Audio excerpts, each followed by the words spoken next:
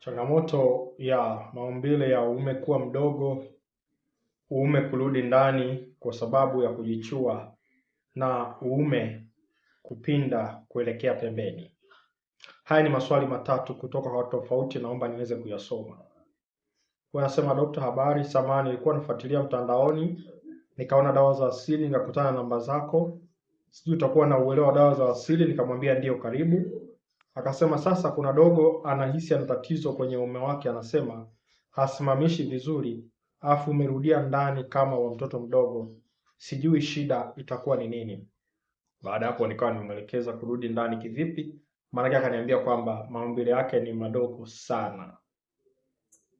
So akawa maswali la mtu mwingine anasema shida hii alipata sababu ya kujichuni. Mtu mwingine anasema yeye alikuwa na maumbile madogo, aliyapata kwa sababu ya kujichua. Okay, na mwisho anasema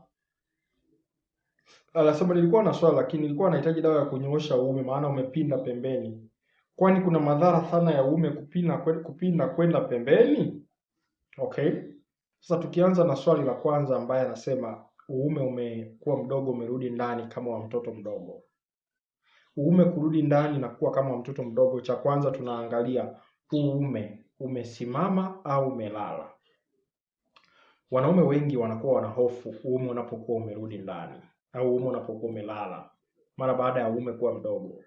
Uume ukiwa mdogo ukiwa umelala haina shida, ila mbaya ni kwamba uume unakuwa mdogo, uume kuwa mdogo ukiwa umesimama, hilo tunasema ni tatizo.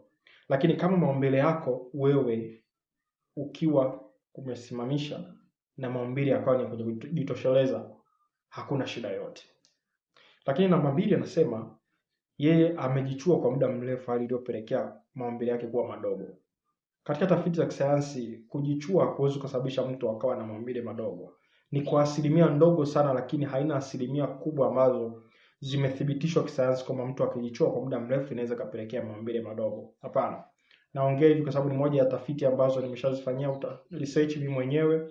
Nimesoma machapisho mbalimbali na nakala mbalimbali na vitabu mbalimbali, lakini pia nimekutana na madaktari ambao wanahusika na mfumo wa mzima wa uzazi wa wanaume. Tumeweza kushare ideas na amenifundisha vitu vingi kwa ajili ya kuweza kupata maarifa na usahihi. Kwa hiyo kuwa na maumbile madogo kuna uwezekano mkubwa wewe ni asilia yako kwa jinsi ambavyo ulivyozaliwa, lakini sio kwamba kwa sababu ulijichua kwa muda mrefu ndio maana maumbile yako yamekuwa madogo. Huenda kwa ulikuwa na maumbile yanayojitosheleza alafu ghafla maumbile yakawa makubwa. Kuna vitu viwili ama vitatu. Kuna uwezekano mkubwa ukawa na shida ya ngiri ama kitaalamu hernia, ambayo inaweza kusababisha maumbile yakarudi ndani. Na namba 2, unaweza ukawa umepata changamoto ya uzito mkubwa. Mwanaume aliyenenepa sana, mwanaume aliye na tumbo, aliye na kitambi, inaweza kapelekea pia kuweza kurudisha maumbile ndani. Lakini swali la 3 ni yule mwanaume ambaye anasema kwamba yeye uume wake umepinda kwenda pembeni. Je, kuna madhara? Nami nilimjibu hivi, nikamwambia ni vile unavyojiona wewe mwenyewe. Yaani unapokuwa unashiriki tendo la ndoa, una uwezo wa kuwa na ujasiri wa kuweza kuvua nguo mbele ya mwenza wako. Lakini pia unapokuwa unashiriki una uwezo wa kumudu mikao yote vizuri pasipo shida yote. Changamoto ya uume uliopinda kwenda kulia ama kushoto ni kwamba kuna baadhi ya mikao unaweza kuwa unakusaidia, lakini ukakosa hata ile confidence ya kuwa uchi mbele ya mwenza wako. Kwa sasa nini kifanyike hapa? Dr. Kuboja na dawa maalum ambayo inayoitwa mlingo.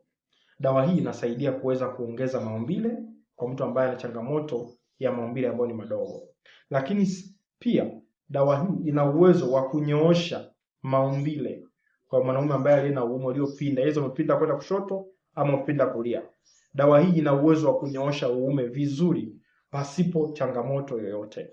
Kwa naomba tuwasiliane kwa wale ambao uko mkoani. Kama uko Dar es Salaam, tayari wakala wangu ambaye aliyeko Dar es Salaam, tayari ana dawa hizi, nitakuunganisha. Hii ni kwa wale walioko Dar es Salaam. Mikoa mingine Arusha, Mwanza, Geita, pote huko nitakutumia kwa njia ya mabasi na dawa hii itakufikia moja kwa moja. Ila kwa Dar es Salaam nina wakala. Tuwasiliane katika namba ifuatayo: 0765493645, 0765493645. Dr. Kuboja, suluhisho la mahusiano yako, suluhisho la afya yako. Karibu nikuhudumie.